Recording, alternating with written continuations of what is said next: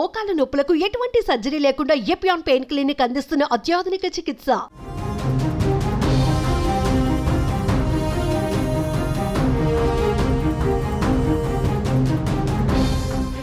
అందరికీ నమస్కారం. నేను Swaroopa Potlapalli. Welcome to Suman TV. ఇప్పుడు ఆంధ్రప్రదేశ్లో ఎక్కడ చూసినా P4 గురించి చర్చ జరుగుతోంది. స్వర్ణాంధ్ర 2047 దృష్టిలో పెట్టుకుని ఏర్పాటు చేసిన P4 విధానానికి చక్కటి స్పందన వస్తోందని ఆంధ్రప్రదేశ్ ముఖ్యమంత్రి చంద్రబాబు నాయుడు గారు చెబుతుంటే ఇది 3 నాళ్ల ముచ్చటేనని విమర్శకులు అంటున్నారు. ప్రస్తుతం నాతో పాటు ఉన్నారు రాజకీయ విశ్లేషకులు పెంటపాటి పుల్లారావు గారు. ఆయనతో మాట్లాడి ఈరోజు P4 గురించి అనేక విషయాలు తెలుసుకుందాం.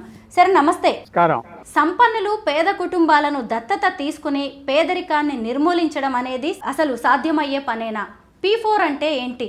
దీని మీద ఎందుకు ఇంత చర్చ జరుగుతోంది? ముఖ్యంగా P4 అంటే ఎవరో డబ్బున్న వాళ్ళు, డబ్బు లేని వాళ్ళకి కింద ఉన్న 10% సాయం చేస్తే వాళ్ళు పైకి వస్తారు, వాళ్ళు సలహాలు ఇస్తారు, అడాప్ట్ చేస్తారు. మంచి ఏదో ఇంపర్సనల్ గా ఏదో గవర్నమెంట్ ఆఫీస్ నుంచి డబ్బు పడేయటం కాదు, వాళ్ళ ఇంట్రెస్ట్ తీసుకుంటారు. చాలా ఐడియలిస్టిక్ అప్రోచ్, చాలా మంచిది, తప్పులేదు.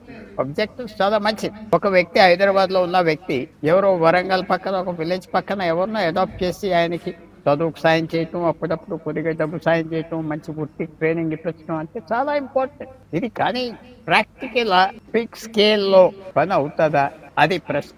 ఆబ్జెక్టివ్స్ నాకేమీ ఆర్గ్యుమెంట్ లేదు, చాలా మంచి ఆర్గ్యుమెంట్. చాలా మంది కూడా సాయం చేయడానికి రెడీగా ఉన్నారు. ఎలా సాయం చేయాలో తెలియదు. ఏదో చీఫ్ మినిస్టర్స్ ఫండ్ కి, ప్రైమ్ మినిస్టర్స్ ఫండ్ కి ఇచ్చేస్తే వాళ్ళు ఎవరో తినేస్తారు అందరికి. నేనే డైరెక్ట్ గా చేస్తా, నెలకి ఏదో కొద్దిగా సాయం చేస్తా, మాకు లింక్ ఇవ్వండి. ఎక్కడ సాయం చేయాలి, ఎవరికి సాయం చేయాలి, అది పెద్ద అవసరం ఉన్నది, తప్పులేదు, మంచి ఐడియా అది. నేను ఇచ్చే డబ్బు నెలకు 5,000 ఖర్చు పెడతా, 3,000 ఖర్చు పెడతా, ఎవరికి వెళ్తుందో తెలిసి ఆనందపడతా, ఫోన్ చేస్తా, బాగున్నావా, ఏంటి, ఏం సాయం కావాలి, ఎలా చదువుతున్నావు, చాలా మంచిది.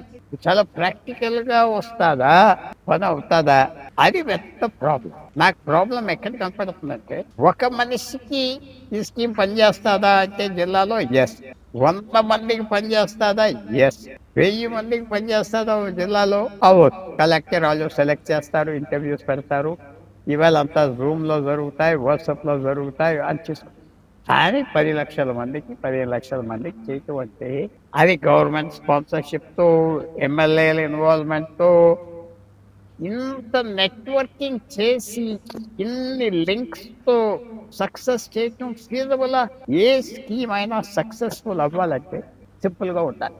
ఉదాహరణ చెప్తా, చాలా పెద్ద పేరు ఆర్థిక వ్యవస్థలో ఈ 100 సంవత్సరాల్లో మిల్టన్ ఫ్రీడ్మన్. అది ఏమన్నాడంటే, నువ్వు ఏదో స్కీమ్ పెట్టి నీకు రైతుకి నీకు విత్తనాలు ఇస్తా, నాగళ్ళు ఇస్తా, తలపాక మీద ఎండ తగలకుండా ఒక టోపీ ఇస్తా, అవన్నీ కాదు, వాటికి డైరెక్ట్ డబ్బు ఇచ్చి వాడు చేయవలసి చేసుకుంటా.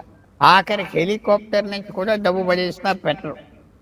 నువ్వు స్కీములు పెట్టి వాటికి అవసరం లేని వస్తువులు ఇస్తావు, వాల్యూ ఉండదు.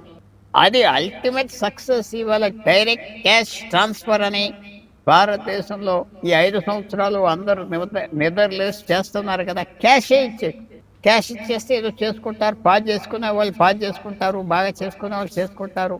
సింప్లిసిటీ ఉన్న స్కీమ్ సక్సెస్ అవుతారు. హైలీ కాంప్లికేటెడ్ స్కీమ్, ఇవాళ ఉదాహరణ ఇస్తాను. ఆర్టిఫిషియల్ ఇంటెలిజెన్స్ పనిచేయాలి అంటే ఎక్కువ వాటర్ కావాలి, ఎక్కువ పవర్ కావాలి, ట్రెమెండస్ పవర్ కావాలి, పెద్ద పవర్ ప్లాంట్స్ కావాలి, న్యూక్లియర్ పవర్ ప్లాంట్స్ కావాలి. సో కొంతమంది ఐడియాకి వచ్చింది ఏంటంటే, సోలార్ ఎనర్జీ వాడచ్చు కదా, మనం స్పేస్కే పంపించేసి స్టేషన్ స్పేస్లో పెట్టి స్పేస్ నుంచి సోలార్ ఎనర్జీ వాడితే అసలు ట్రబులే లేదు కదా అంటే ఎస్. కానీ దాంట్లో చిన్న ప్రాబ్లం ఉన్నది. ఎన్నో కరెక్ట్గా పనిచేయాలి. సడన్గా ఒక సోలార్ స్టార్మ్ వస్తే మొత్తం సిస్టమ్ కొలాప్స్ అయిపోతుంది. ఒక చిన్న స్టార్మ్ వస్తే సోలార్ స్టార్మ్. సో అంత కాంప్లికేటెడ్ థింగ్ కావాలా వద్దా, అది వాళ్ళు ఎక్స్ప్లెయిన్. ఎవరో కాగితం తీసుకుని కంప్యూటర్ పెట్టి డిజైన్ చేసి ఒక చార్ట్ వేసి ఒక స్ప్రెడ్షీట్ పెట్టి ఇలాగిస్తారు, ఇలా సెలెక్ట్ చేస్తాం, బుద్ధిమంతుల్లాగా సెలెక్ట్ చేస్తాం, బుద్ధిమంతుల్లాగా పేర్లు వస్తాయి, కలెక్టర్ సిన్సియర్గా పనిచేస్తాడు, జరిగే పల్లా.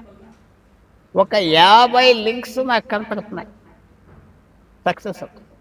ఈ స్కీమ్ సక్సెస్ అవ్వాలంటే ఎంత కాంటాక్ట్ పాయింట్స్ తగ్గించేయాలి, మెంటర్ అండ్ బెనిఫిషరీ, ఇన్ని లింక్స్ ఉండాలా.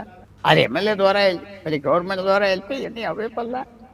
కాంప్లికేటెడ్ స్కీమ్స్ ఎప్పుడు సక్సెస్ అవ్వవు.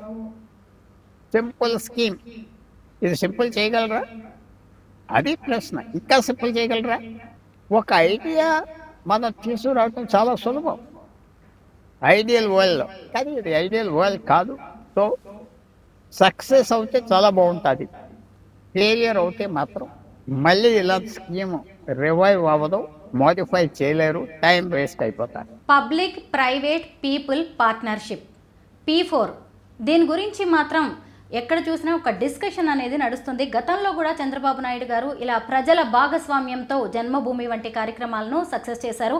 ఇప్పుడు కూడా ఈ P4కి ఆయన ఇచ్చిన పిలుపుతో కొంతమంది ముందుకు వచ్చి పేదరికంలో ఉన్న కుటుంబాలను దత్తత తీసుకుంటూ ఉన్నారు.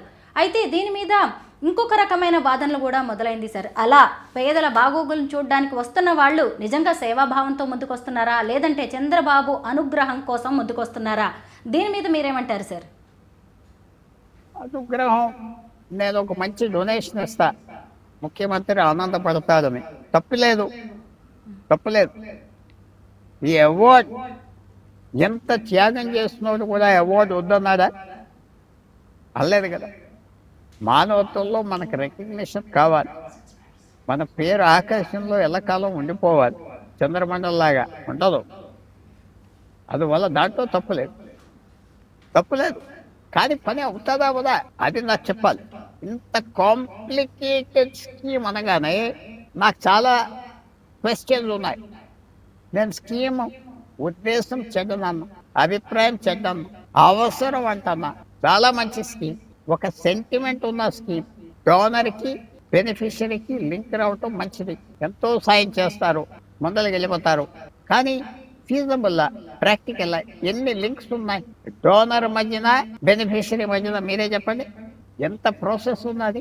ఆ ప్రాసెస్సే దీంట్లో పనిష్మెంట్, ఆ ప్రాసెస్సే దీనికి ఫెయిలియర్ కారణం అయిపో. సింప్లిసిటీ, సింపుల్ స్కీమ్ సక్సెస్ అవుతాయి, అది కేసు పెట్టాలి. అది నాకు కనపడలేదు. అంటే మీరు ఇంకా అసలు భోజనం చేయలేదు కదా, మీరు ఎలాగంటున్నారంటే ఆ కాగితం మీద కనపడే దాన్ని బట్టి నేను కమెంట్ చేస్తాను. కాగితం మీద కనపడే కాంప్లికేషన్, ఏ స్కీమ్ కాంప్లికేటెడ్గా ఉంటుందో ఆ స్కీమ్ ఇంప్లిమెంట్ చేయడం చాలా కష్టం. సో అది వాళ్ళు ఇప్పుడు ప్రభుత్వం చేయవలసింది ఏంటంటే ఎలా సింపుల్ చేస్తారు,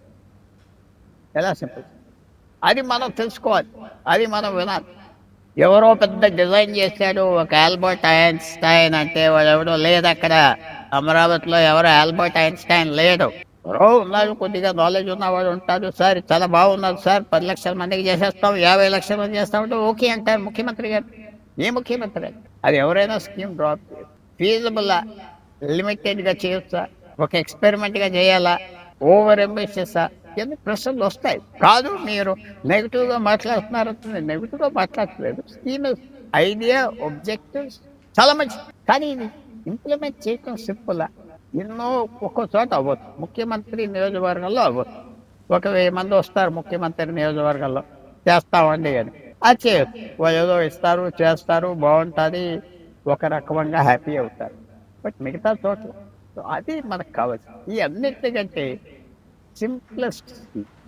నీరు లెవెల్ పెరిగితే అన్ని వాళ్ళు తేలుతాయి. అలాంటి స్కీమ్స్ ఆలోచించాలి కదా. అలాంటి స్కీమ్స్ ఇది చాలా పర్సనల్ స్కీమ్ పెడుతున్నారు. ఇది పనిచేస్తుందా? కొన్ని సంస్థలు ఇన్వాల్వ్ చేయవలసిన ముందుల ఎన్నో వాలంటరీ సంస్థలు ఉన్నాయి. ఇది ఆలోచించుకోవాలి. నాకు ఎప్పుడు సస్పెషన్ ఏంటంటే కాంప్లికేటెడ్ స్కీమ్ అయితే కష్టం కాదు, చాలా సింపుల్ స్కీమ్ అని మీరంటే సక్సెస్ అవుతారు, కొంతవరకైనా సక్సెస్ అవుతారు.